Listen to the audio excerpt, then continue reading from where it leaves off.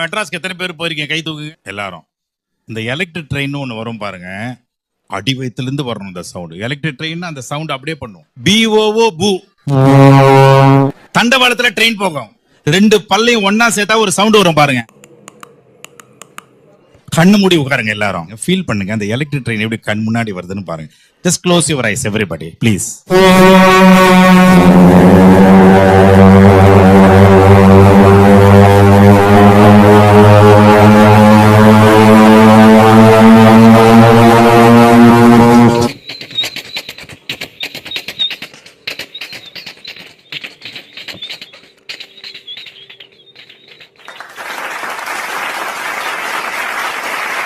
Electric ட்ரெயின்ல போனீங்கன்னா தலையை நீட்டுறது, எட்டி பார்க்கறதெல்லாம் பண்ணக்கூடாது. எதிர்க்கு எப்படி ட்ரெயின் வருதுன்னு பாருங்க.